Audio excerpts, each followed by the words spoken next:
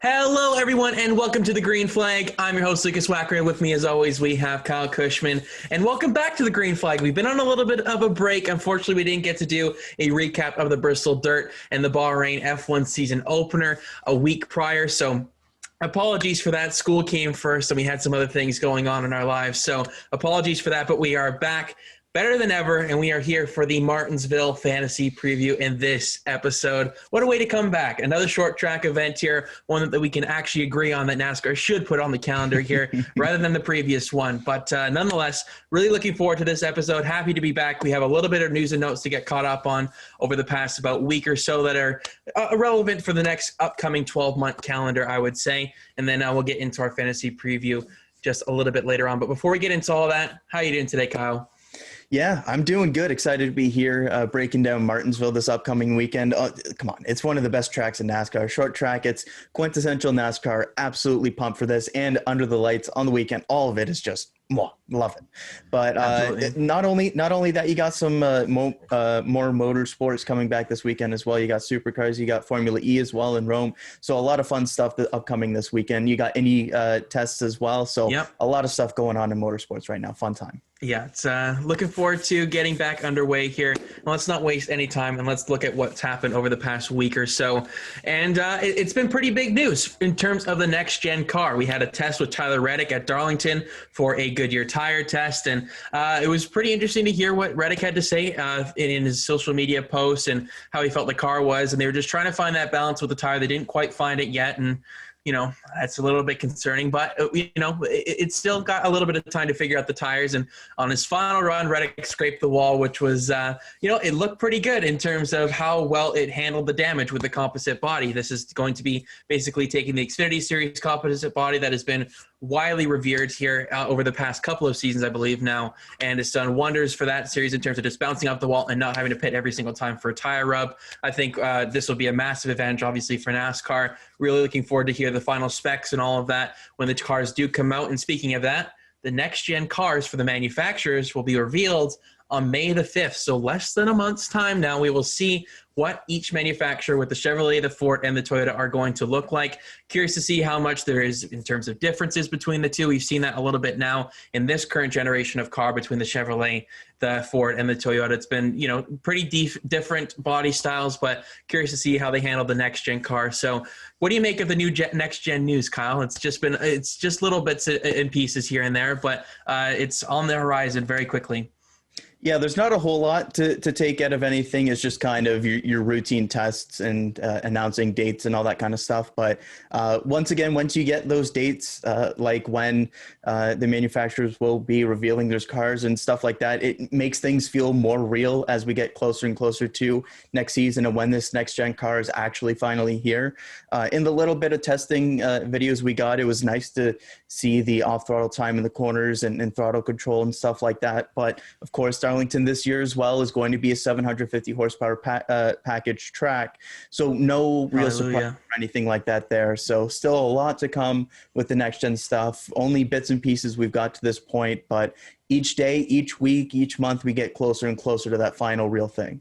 Yeah, it's gonna be a fun little experiment to see how NASCAR does and handles it in terms of tests for the upcoming couple of months here and what they want to do. The car is basically confirmed now. They've got what they've got. It's just in terms of getting that tire right, and that's obviously a crucial part to the overall handling characteristics of the next gen car, or for any car that for that matter. So curious to see how that all pans out, and looking forward to that May 5th release date. We finally have that date, so looking forward to that.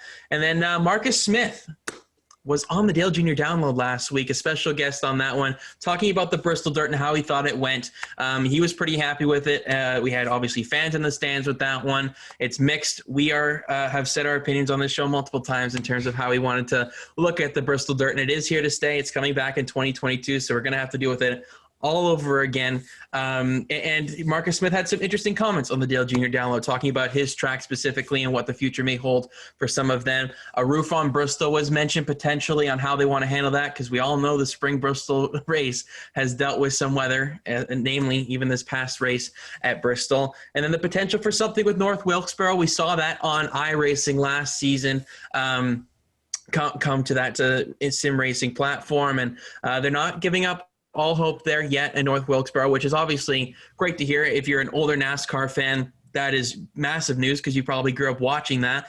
And for people like ourselves, this will be an opportunity to see something of the past come to the future here with NASCAR. So I'm very excited if that's even a possibility that they're looking at. And then Nashville Fairgrounds continues to be a top priority here for the NASCAR Cup Series, and we all hope that they go to Nashville Fairgrounds at the end of the day. Like, Nashville Super Speedway is kind of like this stopgap. We hope if it's a great race, then we can maybe keep it, have 2 races in Nashville. The more the merrier. But what do you make of Marcus Smith's comments there on the Dell Jr. Download? Some interesting insight that he gave over his future plans and obviously the Bristol Dirt as well.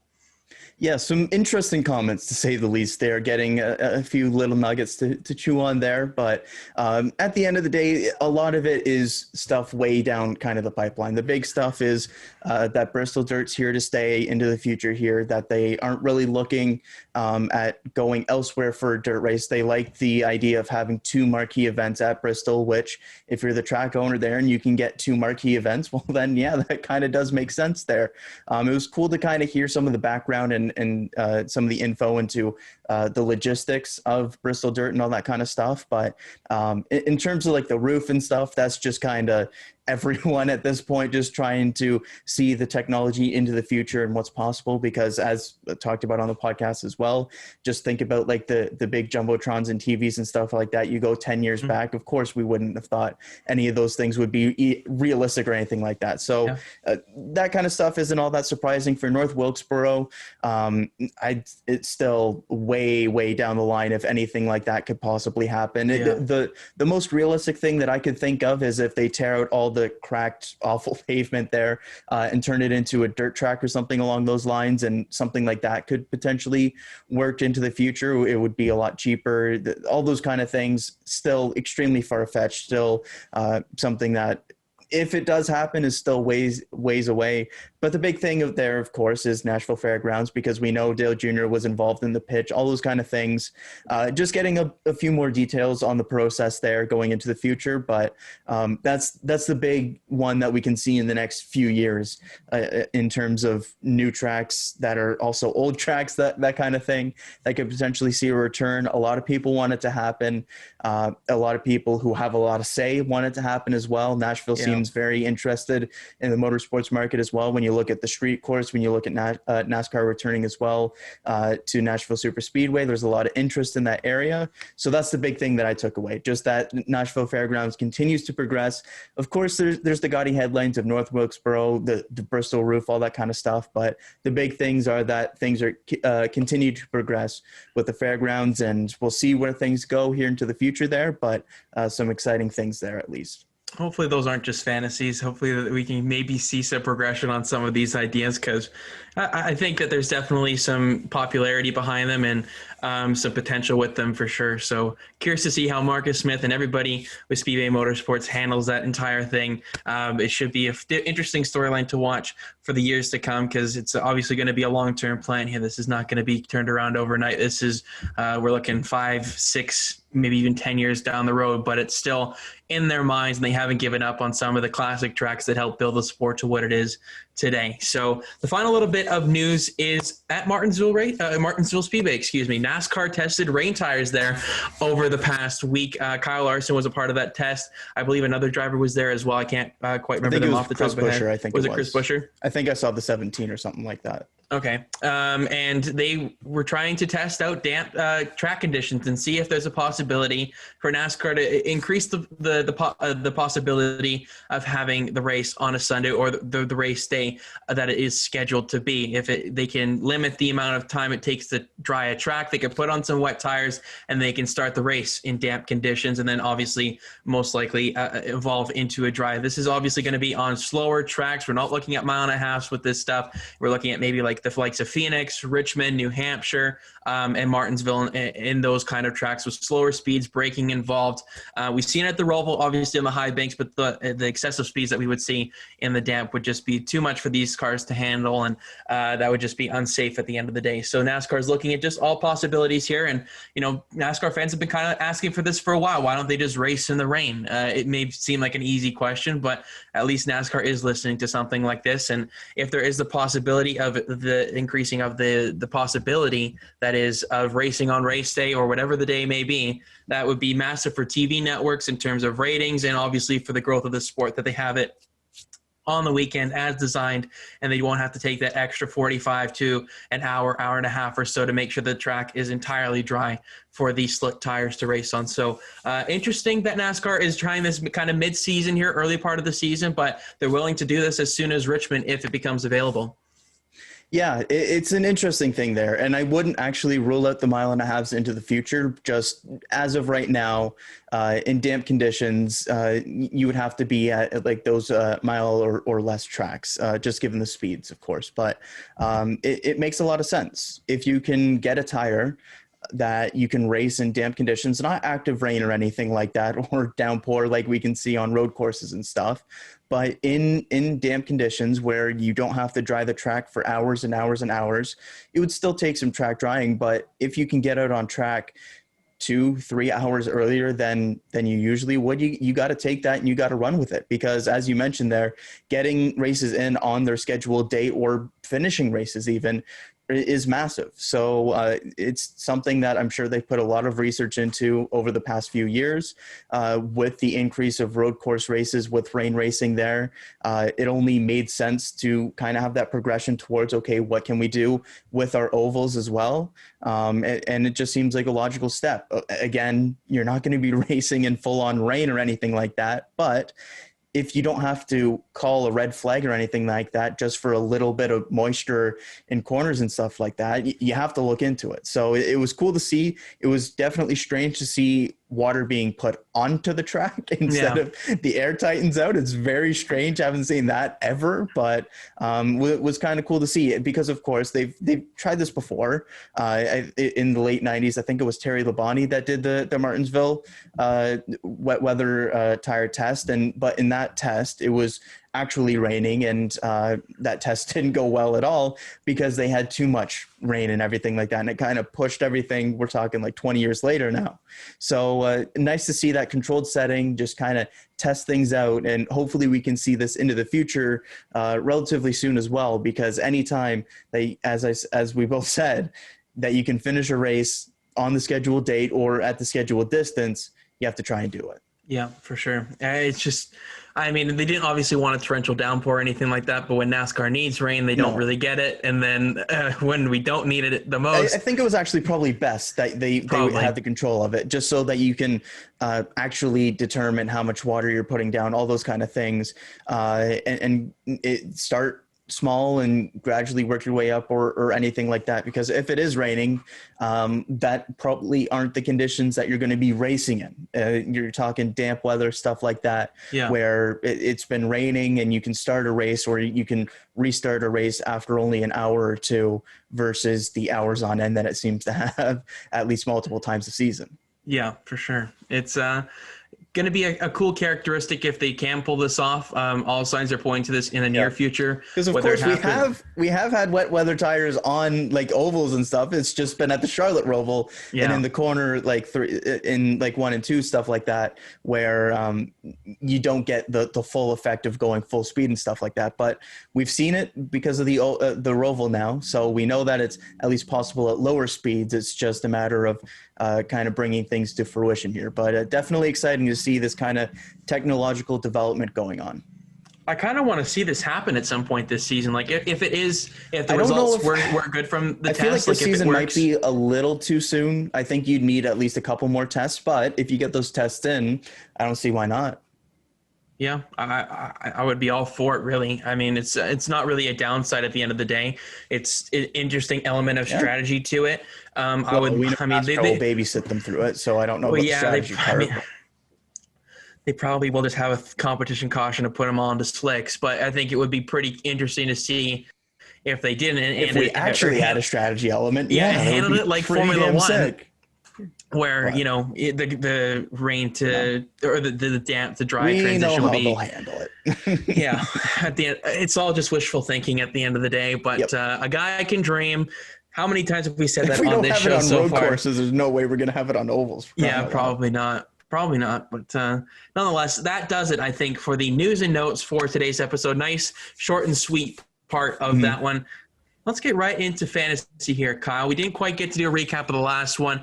I was victorious with that one, so I believe it was just an overall disaster. It was bad. It was probably the worst points total you've ever had. Like combined, it would not even probably have matched the total number. I've done better with a randomizer at super speedways, for crying out loud. Like, it was not good. Yeah, it was a rough going. Alex Bowman getting stuck in third gear didn't help us out at all, but unbelievable. I shouldn't say stuck in third gear, blowing out fourth gear, but. Or how about Larson and Bell taking each other out? Yeah, that was great. Yeah, that was wonderful. At least that's like an on-track incident. This is just like an engine thing. Like, that's 2 straight weeks I've been screwed over by Hendrick engines. So I guess so. It's can't wait just to been see a how it whirlwind happens for me this weekend.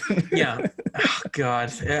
Hopefully this is a little bit more predictable because the big guns really do shine here at Martinsville, and the numbers suggest that. We'll probably have fairly similar lineups with this one, but nonetheless, up 4-3 for myself, I believe it is, on the overall for this season. So hopefully I can maybe try and extend that lead. You had the early lead there too. Well, I've clawed back here and taken the lead from you. So we'll see what happens with that. All right. We have got the Xfinity Series winner pick as well coming up later on in the Cup Series. Yes. So two series in action this weekend. No Truck Series at Martinsville this time around. They will be back in the fall for that race. But looking forward to this one here. Who starts us off? I always forget this. Since I get last pick. We need to sit down and actually figure out the math of it as to who wins and who should go first. But I don't know. Yeah, I guess you can go first as the defending winner, and then we'll figure it out for the bonus picks, because that's really the one that ends up mattering. But exactly. So let's go with the winner of the Bristol Dirt for this one, Joey Logano. I'm putting him in my lineup this weekend. I've got 9 usages left on him here. I've been kind of conservative on the 22 cars so far this season. I don't know if he'll necessarily win, but the numbers have been very, very solid here for Logano over the past 6 races with an average finish of 6.83, 1 victory, 5 top 10s in those 6 races, 567 laps led, and he is the pole sitter here. And remember, no practice and qualifying, obviously, for this weekend as well. And we all remember what happened at this race last season. Nearly, at least maybe 80% of the field missed the setup on the first run. We had Denny Hamlin go a lap down, Kyle Busch go a lap down, a lot of heavy hitters go a lap down very, very early on in this race, and they never really recovered. That was basically the turning point of the race on the first run of the race, because there was obviously no practice in qualifying. This race happened a little bit later on in the season last year on a cold Wednesday night in Martinsville, Virginia. It's going to be a Saturday night under the lights for this one. The first time that Martinsville is going to be on a Saturday under the lights here, I mean, maybe ever. Under the lights for sure. I don't remember the last time we had a Saturday night race or Saturday race at Martinsville for the Cup Series, at least. That's the first Saturday race of the season as well for the Cup Series. So that's going to be fun to see Saturday night under the lights, short track racing. That's what NASCAR's bread and butter is. Looking forward to that one. So Joey Logano is my first pick for fantasy this week. I'm TBD on Joey Logano.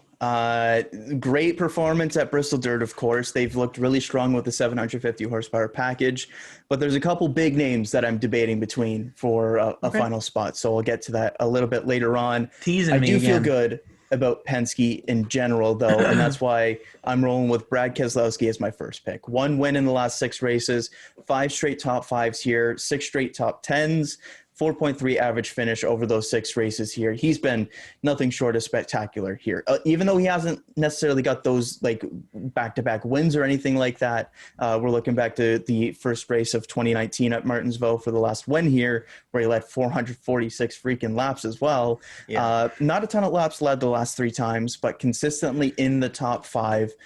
They've looked very, very strong to start the season, especially on the 750 horsepower package races. I'm liking the way that they're going here. So Brad Keselowski going to be the first one entered into my lineup here.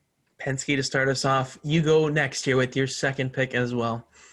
Yes. Well, I'll go Penske back-to-back because I've got Ryan Blaney in here as well. And he's been really, really strong here recently as well. When you look at the last 4 races, all top 5 finishes, but specifically 2 second-place finishes last year at Martinsville, and maybe a little bit under the radar because I don't know if you necessarily think Ryan Blaney finishing second at Martinsville twice last year is one of the first things to come to mind, especially when you think of the theatrics that happened in the penultimate race last season. But Ryan Blaney has been super consistent here, and I think he's going to be due for another big day. Solid starting position, despite the chaos that was the Bristol Dirt Race for him. When you look at that machine at the end of the race, I don't know how he managed to still finish inside the top 10, but a little bit quiet for Ryan Blaney here in terms of actually going out and getting the top fives and maybe the attention given to those, but quietly he's put together a very, very strong resume here at Martinsville. And given how strong Penske as a whole has looked at the 750 horsepower package races, I feel really good about Ryan Blaney coming into this weekend. That's why I got him in my lineup as well. I am not denying Ryan Blaney here. This is one of his very much underrated racetracks and one that he's very, very good at. He's got this uncanny ability, I think one of the best in the business at this track, of just getting that forward drive off the corner. And that is exactly what you need to do here at Martinsville to be successful. It's that center turn, having that good run off. It's a straight run off, especially as well, to keep the tires underneath you on the long runs, because they do tend to get long runs here at Martinsville, even though it is a short track.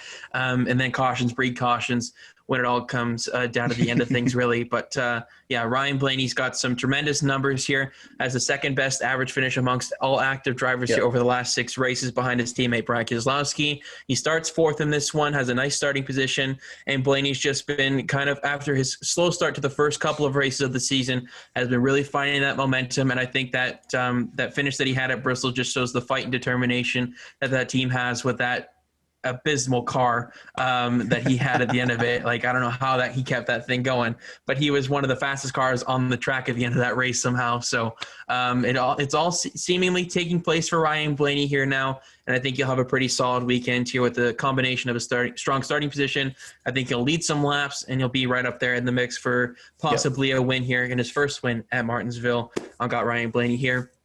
For my third pick, I'm going with the race winner from last year and this race specifically, Martin Truex Jr. He's probably the best driver at Martinsville right now in this series, I would argue. I think that's fair to say. He had obviously the tire go down late in the going here in the fall race. He was leading the race, so his average finish is going to look maybe a little bit worse than what it should be. Saying that, though, he has the 3rd best average finish amongst all active drivers of the last 6 races here at Martinsville with a 6.5. So if you look at what it would have been if he hadn't had that flat tire last year, we're looking at probably the best average finish in the series by quite some margin. He's been exceptional here lately. He's got 2 wins over the last 6 races, a 6.5 average finish, 5 top 10s, 747 laps led here. That's an incredible number, and that is the most by far of anybody that is going to be taking place in the race on Sunday. And he starts 7th, so pretty solid starting position here. They unloaded decently here off the truck last year, and this race specifically in the spring, and then they built on it throughout the race. I'm expecting even better progression off the truck here this time for Martin Truex Jr. And after having a bit of a slow weekend there in Atlanta, he had a great run going at the Bristol Dirt, except for that flat tire on that last restart there. Should have been a top 5 for sure. Won the Truck Series race, obviously. So he's got momentum going with that 19 car. Won at Phoenix. I like what they've got going on right now. So I've got him as my 3rd guy for my fantasy lineup. As do I. Martin Truex Jr. has been awesome at this racetrack recently. And the big thing for me is, given that last year, even though they didn't necessarily have that race winning speed a lot, they were very consistent.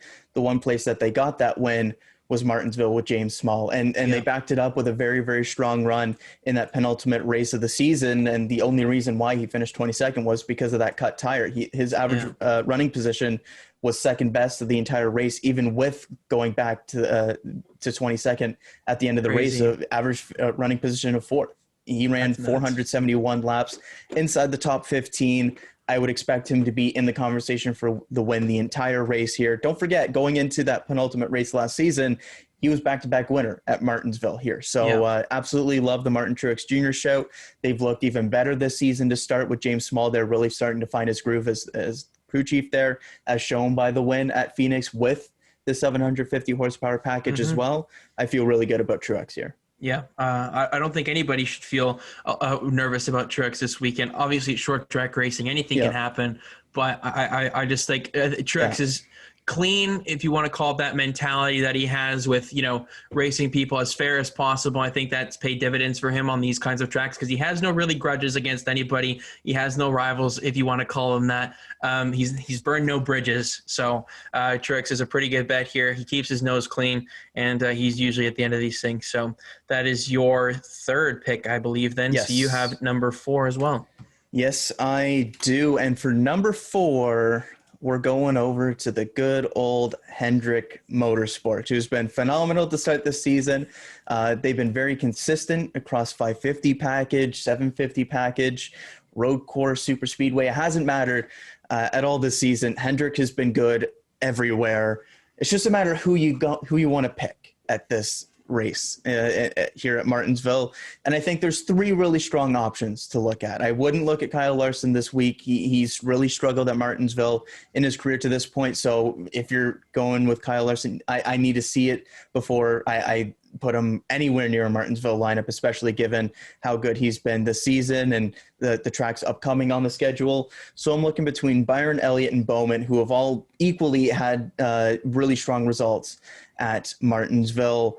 I'll kick it off, though, with my number 4 guy. It didn't work at Atlanta, but I'm going back to the well here. Chase Elliott. He was dominant at this race last time out, obviously getting his first win at this track. But outside of that, he's been in the conversation for wins multiple times at this racetrack. 2 top 5s last year. Of course, we know the Denny Hamlin incident and everything like that. He's got a second place finish here as well. Just given the starting position, how good Hendrick has looked so far this season, everything about this going into this weekend, I feel really good about Chase Elliott here. And the swing at Atlanta was looking good until the Hendrick motor decided to screw me over. Alex Bowman was looking good until the Hendrick motor decided to screw me over. So I'm hoping I don't get screwed over by the Hendrick motor this time again.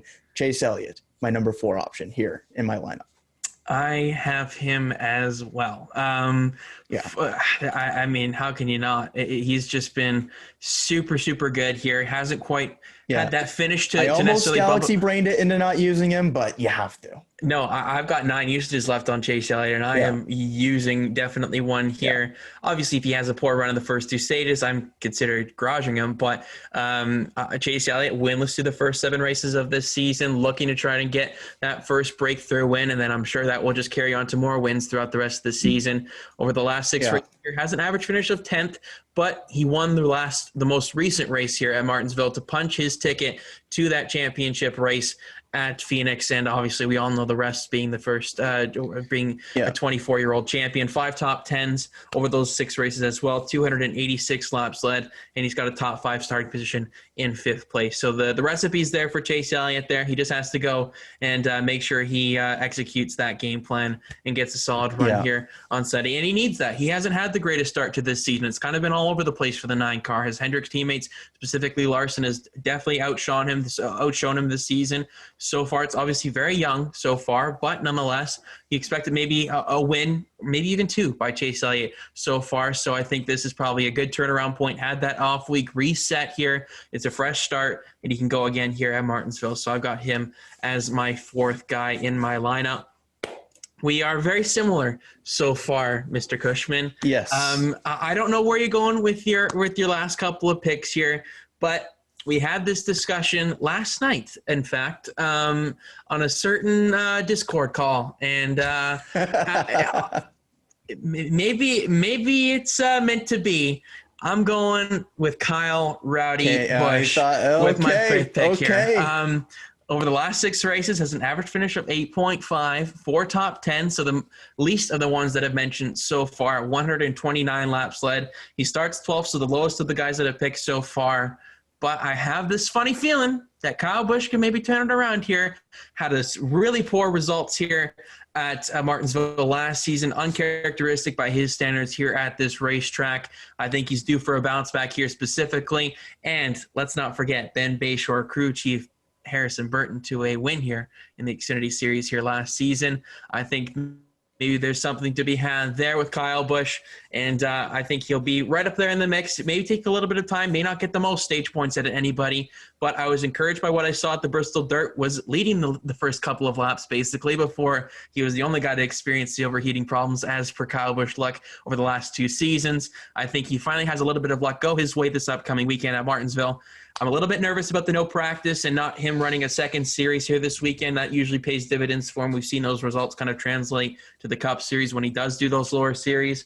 But I'll take experience here. Kyle Busch is my 5th guy in my lineup.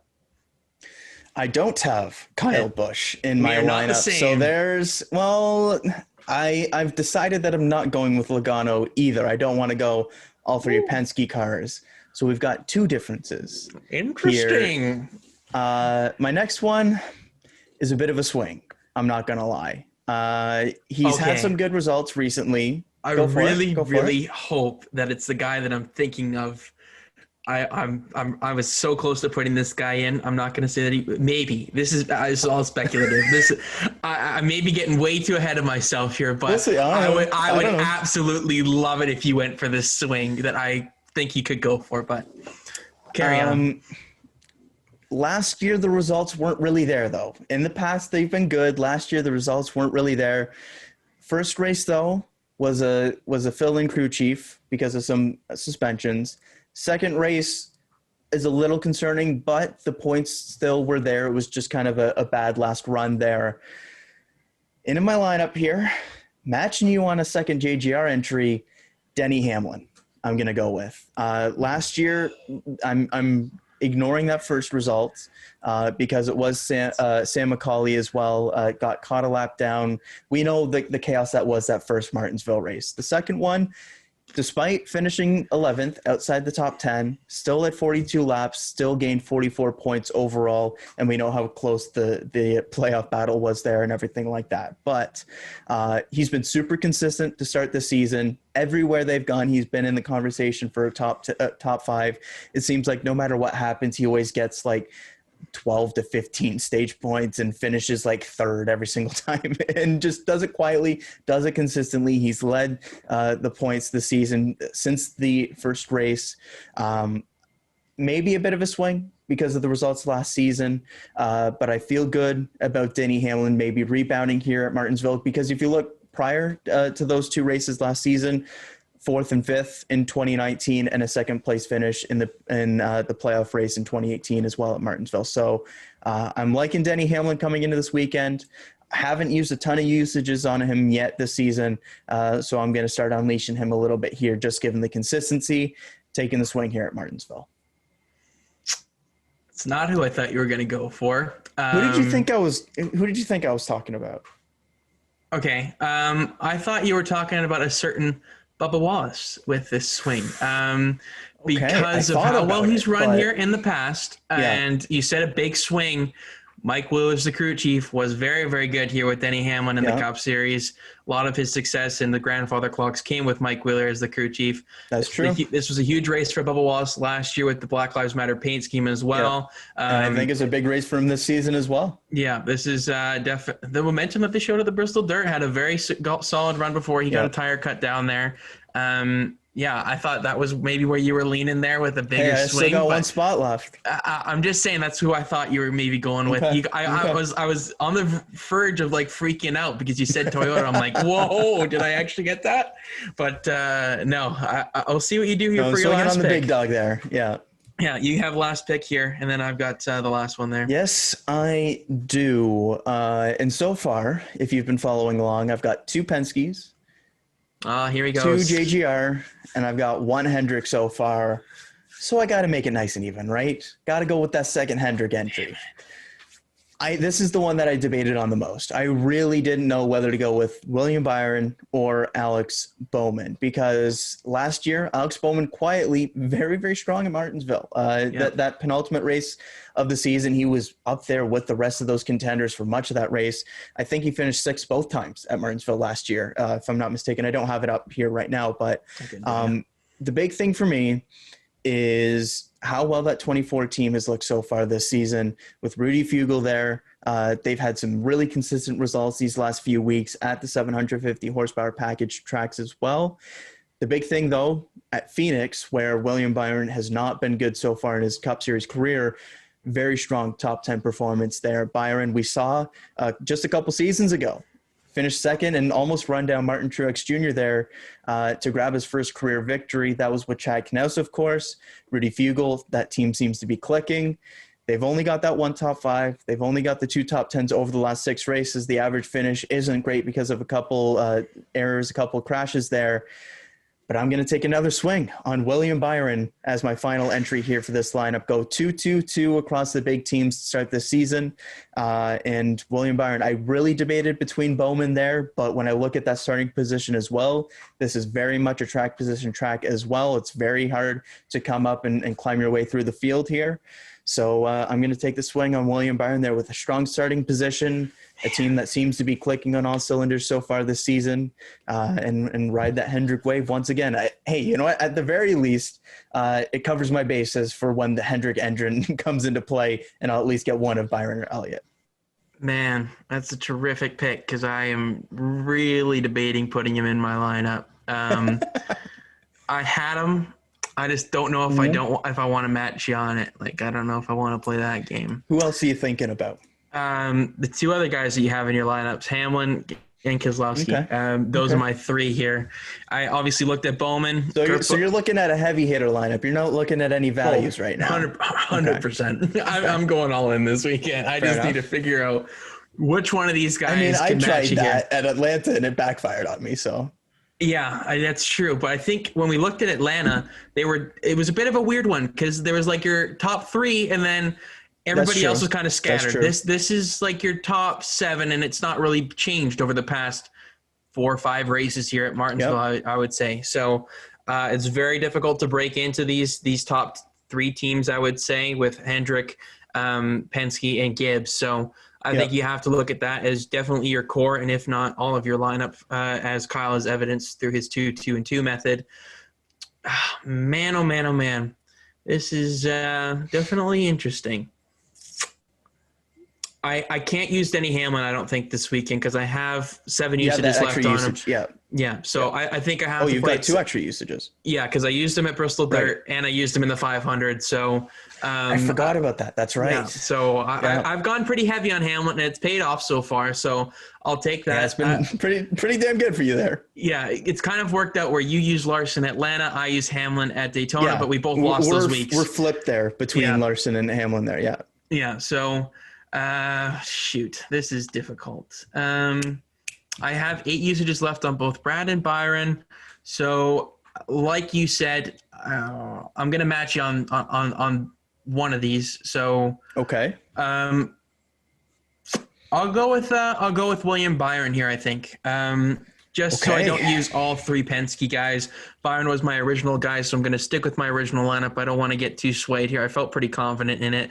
It's just your heavy hitter lineup here is very similar to mine. You just have the 2 flipped here with Hamlin. I've gone with Kyle Busch. You've gone with Keselowski. I've gone with Logano. So that's quite the lineup. As well, so like it's basically up for debate between those 2. And I'm not surprised that we were this close. I expected this coming into it. So it all worked out in the end with myself getting William Byron at the end with my last pick. But let's look at the honorable mentions here quickly before we look at the bonus picks. The ones that I mentioned there, Hamlin, Keselowski, Bowman, Kurt Busch was a very good value pick here, it seemed, as well. But every time I put him in there for a value pick so far, he's had a very bad run. So I'm going to wait till Kurt Busch gets a little bit more consistent here and finds his form once again that we're very accustomed to seeing from the one car. So I'll hold station on him. I may put him in my other lineups in the other teams that I have going for fantasy, but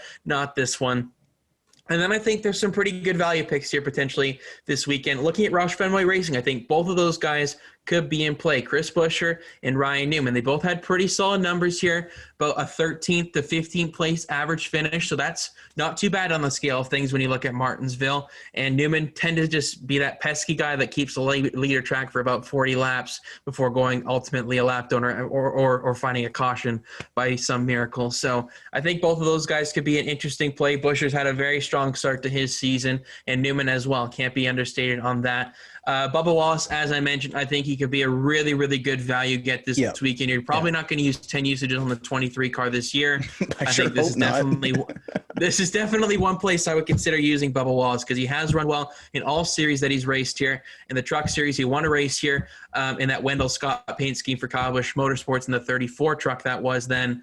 And I think that success that he had last season, he was a man on a mission here for obvious reasons in this race last year. We could see Bubba Wallace do some good things here with the Mike Wheeler partnership. And Matt DiBenedetto, he could be a sneaky play here as well. Thank you. I think he could be definitely an interesting value pick here. Yeah. Starting 22nd, so he's going to have to come through the pack a little bit. But I think there is potential here for the 21 car this weekend. Yeah, I was going to add a guy to watch as well if you didn't add it in there, because last year, 2 top 10s with Wood brothers, and we've seen them slowly start to find their groove this so far this season.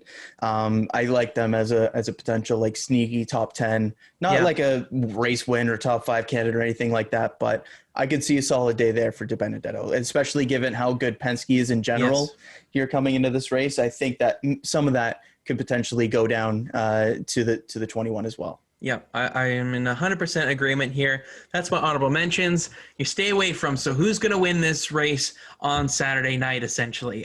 So I've got Kyle Larson in here because his usages are so precious so far this year. Can't overuse it, and his numbers here do not correlate to having the best success here. He's not going to have the greatest starting position either, 19th, so not going to maybe get you that top echelon of stage points that we are accustomed to seeing on the mile and a half so far from Larson. So manager usages with Kyle Larson. I was not expecting him to have this great of a start to his Hendrick Motorsports campaign. He's proved me absolutely wrong so far. I'm going to keep him in the no zone for this weekend. Christopher Bell as well. Funny enough, both guys that wrecked at Bristol Dirt, I'm going to keep them both out of my lineup as well this weekend. I would just play a little bit of reservations with Christopher Bell right now. Had that strong start to the season, won a race at the Daytona Road Course. I think you just have to temper those expectations just a little bit longer here. Starting 23rd as well for Bell. Wasn't necessarily the greatest here in the Xfinity Series as well. No, he even never raced in the Xfinity Series here. No, he was not great. He was not great in the Truck Series here, is what I meant to say. So I would just hold back. Mile and a half are his strong suit. That's where you want to be looking at Christopher Bell this season. And then all of SHR. Don't put any of them in your lineup right now with the way that they're going. Harvick, if you want to, potentially, maybe. He's not worth it. No, but at the same time, are we looking at a 7th to 10th place usage for Kevin Harvick for the majority of this season? Like, he's basically run there his entire career here at Martinsville. If he does that again, maybe that's, maybe one of his better point stays this season after what we've seen so far from the 4-car, right? So I don't know. I think Eric Almirola has shown some interesting signs here in the past, but I'm not putting any expectations. No, and brutal starting position. I just can't look at SHR here this weekend and feel confident in any one of them in my lineup. So I would recommend staying away from all of those guys, and that does it for the stay away froms. Those are the heavy hitters, an entire organization, and then 2 guys that have had a very strong start to their seasons. Bell and Larson. So I am playing risky with that pick because one of them could just shine and get a top 5 finish to make me look like a fool, which I'm entirely expecting. Bell is probably the more likely one to just randomly go out and have a really good day of the 2. But I mean, Kyle Larson has just been unreal this season. So I don't know. I'm playing very risky, but I'll take my chances here. We'll see if you go with one of them for your Cup Series winner pick here, if you actually listen to the stay away from curse. That's what I'm looking for. So all right, bonus picks time, Kyle. Yes. Did you figure out the math? Who goes first for this? Oh, one? I probably should have done that while you're doing. I did not. I'm sorry, but you started the last one. But I think you go first for did you this. figure it out? Okay. I think you go first for this. I think one. I do as well. But yeah, I think you go first. Knows? We'll figure it out. Top Chevrolet. Top Chevrolet. I got 2 of each for the organizations here, so at least a couple of options to look for. Top Chevy, though, it's got to be Chase Elliott here. Even though I think William Byron could go out and potentially win this race, you got to play the odds here with Chase Elliott. He dominated the race last time out. He's been really strong here throughout his entire career. Probably should have a couple of wins here at this track already in his career. Good starting position. I got to imagine he's going to be up at the front the entire day. Chase Elliott, Top Chevrolet. Same here. For all the reasons you mentioned there, William Byron, a close second for me here. But I'm going to go with the high-profile guy. I think Chase Elliott has lots of potential to have a really good run this weekend, and he's kind of due for one. So I'll say that the 9 car is the Top Chevrolet. Top Ford. Yes. This is an interesting one because you could go with really any of them and feel confident in your decision. See, this is the problem with the top 4 this season. Every time I pick Joey Logano, he's been absolutely terrible. But when I don't pick him, he's usually the top finishing Ford. So it's a bit of a risky call here. I'm going to stay away from Joey Logano in terms of the top Ford for this one. And I'm going to go with the guy that's not in my lineup. I'm going to cover all my bases. Brad Keselowski is going to be my top Ford finisher. Just so that if by chance Keselowski is the best Ford on Saturday night, I do get at least a little bit of points out of it at the end of things. If Blaney gets it, then I still get the points from the fantasy lineup. I'm just going to cover all my bases here. I'm going to say Brad Keselowski is the top Ford finisher. Well, I was tossing it up between Keselowski and Blaney, thinking about this one for my top Ford. You going there? Well, I'll mix it up a little bit. I'll go with Ryan Blaney. Back-to-back second-place finishes last season. Things are trending in the right direction for this team. I think Brad is probably the safer bet, but I'll take the swing on Blaney as the top Ford here. Two second-place finishes last year. Kind of difficult to go wrong with that. No, 100%. I am in full agreement there. That's a good pick. He was the second guy I was looking at, obviously. So can't go wrong with either of them. Top Toyota. All of these guys could have a really solid day. This is up for debate. Who are you thinking? It's got to be MTJ, right? It's got to be. He's been, when you look at over the last handful of races here, he's consistently been that guy at the front. He could have gone out and won this race last season, of course, meaning the penultimate one, the playoff race. If not for a cut tire, he would have been right there at the end with Chase Elliott. Won the previous 2 races here as well. I think he's pretty easily for myself the top Toyota pick. Other ones could go out and win the race, absolutely. But if you're playing the odds game, I think MTJ is the bet. I have him as well. I was contemplating between him and Hamlin just because of the reason I mentioned for Keselowski. But I think Truex is going to have the race-winning speed. Hamlin's going to just be consistent, probably a top 5, top 7 car. But I think Truex has that just extra level. And I just need to see it a little bit more from Hamlin here at the track. He's kind of had his really big moments at the beginning of the 2010s. Has kind of stagnated a little bit. Hasn't had victory lane here in quite a long time, I believe. It's been probably years since Hamlin when he won a grandfather clock. So I think Truex is just the guy that's in form right now, both probably in the season. Hamlin's obviously on great form, but Truex just has that race winning ability. So that's what it comes down for me at the end of the day. So 2 out of the 3 there, the same for us, but you can't go wrong really with any of them. Usual. Yeah, pretty much. The Ford is usually the one up for debate at the end of the day. We're pretty much in agreement usually with the Chevrolet or the Toyota, but winning manufacturer. Oh my God, this is a tough one because it is. Literally any of these 3 could win the race. Obviously this weekend, not saying that they can't win any other weekend, but evidenced by our lineup 2, 2, and 2. Any of these guys could really go out there and win because there's 3 different manufacturers. So this is a tough one. And I don't know what I'm going to do. Ford, Chevrolet, Toyota, because how do I want to manage this? Because I have my race winner pick locked in. Do you want to go all in on somebody? Do you want to split it up? Am I going to steal your race winner? There's a lot of... I am begging that you don't take my race winner pick, but you get first pick with that, so there is a possibility with that. I'm gonna go with I'll go with You don't even want to spit it out. no, I don't. I'll go with Ford. Okay. Yeah, I'm gonna go with Ford at the end of the day. I was close with the other two. Any of them could have worked, but I'll go with Ford. I'm going with Ford as well. And Man. the simple thing, I had that one locked in at least. The simple thing for me is that I think there's 3 guys there with Penske that could all legitimately, realistically go out and win this race and lead like 400 laps or whatever. Like when you look at Keselowski, when you look at Logano, when you look at Blaney, they've been super, super good and consistent at this track. And when I look at some of the other teams, Toyota has the high end with Truex there. The other ones have kind of been hit or miss. When you look at Chevy, Elliott just won in dominant fashion the last time out, but Byron has been hit or miss. Bowman was consistent, but not that super like race winning echelon last year at Martinsville either. So I think in terms of winning manufacturer, I think playing the numbers game is best with Ford there. All righty. Winning organization. This is the one. This is the one where I don't really know where to go.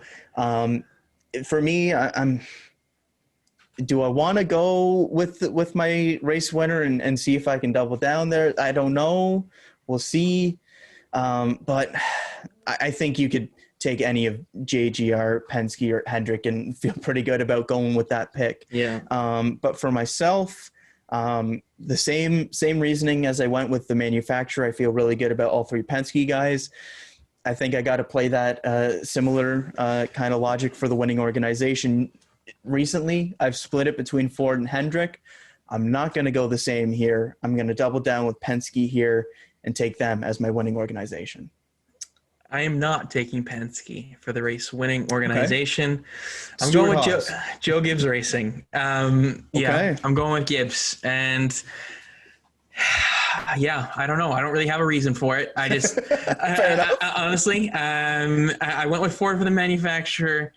I'm just trying to cover all my bases, really. Sure. I think it's just so difficult to pick which one's going to win this weekend because any 3 of those organizations any of the organizations could really win this weekend, but those 3 specifically, they are so hard to pick. And I will absolutely be utilizing every single one of those 3 in my other parts, the other teams that I manage for this NASCAR fantasy stuff, because I'm making sure I get one of them right. But yeah, Joe Gibbs Racing for winning organization on this one. All right. Xfinity Series winner pick. This is just for fun. Yeah. I get first pick here for this one, and then you get obviously Cup to round out the episode. But for Xfinity, I'm looking at AJ Allmendinger for my pick here in this one. Hey, I left you some good names on the board. I just hope to God that you're not taking I hope you're not taking my Cup Series pick. I really hope I do now. I am screwed if you do. Yeah, that's what I'm going with. AJ Allmendinger has run exceptionally well here in all forms of racing that he's ever done here. Cup Series was very, very good. Xfinity, we saw his prowess here last season. I believe he had a penalty or something late in the going and then got taken back. I think it was a cut tire. Was it a cut tire? Something like that. He was right up there at the front for the most of the day. And I think Allmendinger kind of gets some redemption here on Friday night for the Xfinity Series and gets it done for Kaulig Racing. Well, that one annoys me. I'm not going to lie. Oh, man, I'm stressing. I'm not. Where do I want to go for this one? Okay, I will go. Oh, I would love it if you went for a Josh Berry shout. I would love it. Josh Berry shout's actually kind of interesting there. I'm not going to. I would love it. I kind of forgot it. You know what? Screw it. Josh Berry. I'm going with it. Boy. I kind of forgot. About it. I'm not gonna lie, but the 20 cars been decent this year. They've been the I think slowest of the Joe Gibbs cars so far this season. Of course, Brandon Jones has barely finished races because he's got caught up in other people's messes. So yeah, a little bit tough to determine there. But I don't think Burton's gonna go out and win again. And looking at the results from last year. That number 8 car finished 4th with Jeb Burton there. And I like Josh Berry going in this weekend, of course, as a short track guy. So screw it. You took my guy in Allmendinger, so I'll take the swing on somebody that's a fan favorite going into this weekend. starting 29th, so he's going to have some work to do to get up through the pack, but plenty of time Not to talking try and get stage up there. points. We're talking race wins. Exactly. There's no points on the line for Xfinity. Might as well go big or go home. Yeah. Here you go, Kyle. You get the opportunity here. You get the opportunity to maybe take my race winner pick. I am begging that you don't. I mean, there's so many options to really win the race this weekend. So, I mean, I would just suggest instead of trying to block mine, you just go with kind of your gut, maybe. I don't know, but I'm not going to try and block you. I'm not, because I have no clue who you're taking, because you took Ford manufacturer and Joe Gibbs organization. So you could go basically any route. You could take a Chevy guy. You could take one of the, I have no clue. For myself, though, this was a tough one. Because, are you going with the triple threat? Are you going to go with the triple with Penske? My instinct is to take Martin Truex Jr. as my race winner, because I think he's been the most consistent here. He won 2 races recently. He's won 2 of the last 3, and could have won 3 straight if he was able to be in the conversation for the win if it wasn't for a cut tire. Yeah. But we've had a new race winner every single week, so I can't bet against the ending, right? You can't, right? So I was tossing it up between Brad Keselowski and Chase Elliott. And I really didn't know which way to go. So I loaded up on Penske because I think they're the most likely organization to get it done. But my race winner, I'm going with the Hendrick Wave. Chase Elliott. Chase Elliott is my race winner at Martinsville. The deciding factor for myself, and that reaction I like a lot, the deciding factor for myself was that Truex won the playoff race, and then the first race the next season. Elliott continues that trend at least, and the new race winner trend. He wins the playoff race last year and the first race at Martinsville this time out. There you go. You suck. Thank you. God darn it. I had it all mapped out. Oh, man, I really think he's going to win this weekend. That's the problem. Oh, that is brutal. So where do you go? Where do you go? I don't know. To be continued. Say screw it, Kyle Busch. We're going to wrap up the weekend here. We're not even going to give you a race winner pick. You're not even going to give one? Okay. What's the point?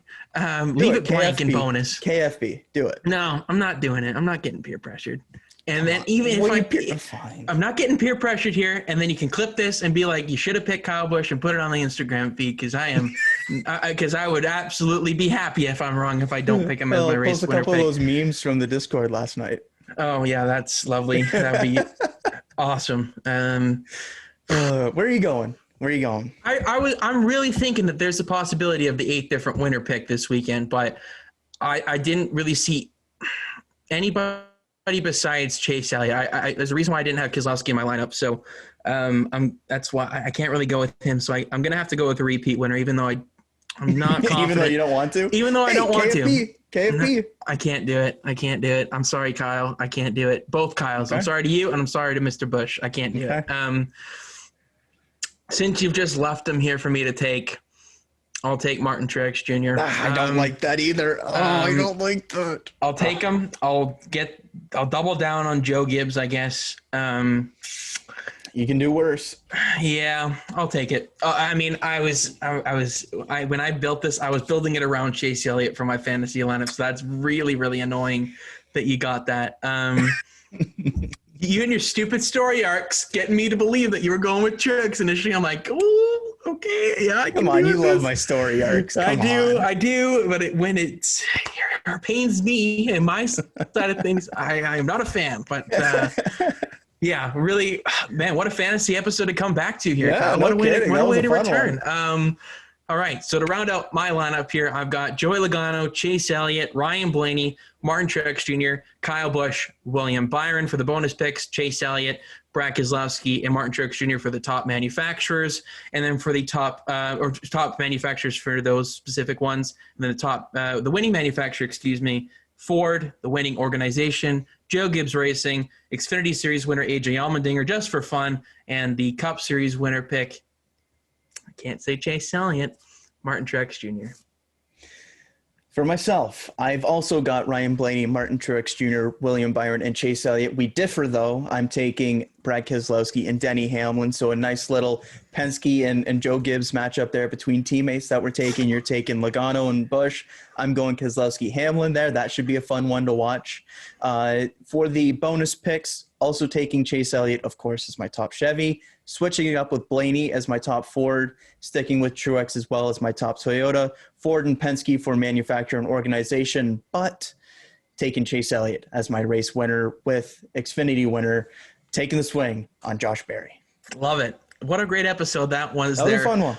Martinsville. Any final thoughts before we wrap up today? Your expectations coming into the weekend here are going to be fun under the lights. Yeah, I mean, it's Martinsville under the lights. Like, there's not much better than that. Like, last year, we had a wild finish in the penultimate race. Martin Truex Jr. was very, very strong in that first one, of course. I think that it's short track racing in NASCAR, coming off of Bristol Dirt as well, going into another short track in Richmond as well, even though it's very different than the other two. Three very different tracks in that regard, just given how Bristol was on dirt. Yeah. But very excited coming into this weekend. There's been a lot of dramatics in the Xfinity series so far this season, so there's going to be a lot of hot heads at a track that doesn't necessarily lend too great to people having tempers, so that should be fun as well. And then Saturday night NASCAR, like, there's nothing better than that. So very, very excited for this upcoming weekend. Absolutely. Hopefully some tempers flare. It's been a little bit since we've had like a full-on bump and run or something similar with that, where somebody gets taken out. I mean, I think it would just be wonders off of a break. NASCAR comes back with a heater like that. Oh, yeah. You can't go much wrong with that. Make sure to go follow us on Instagram at The Green Flag Pod, as well as Twitter at The Green Flag Pod. Subscribe to the YouTube channel. Leave a like on this video if you enjoyed it. We'd really, really appreciate it here. And all the links to the social channels will be in the description of the video. But for this episode, I've been Lukas Wacker. He's been Kyle Cushman, signing off for now. We will talk to you again maybe this weekend if we can do the race recap on the Sunday or whatnot, since it is a Saturday night event. But we'll talk to you sooner rather than later to get you recapped on the activities at Martinsville Raceway. Enjoy the racing, everybody.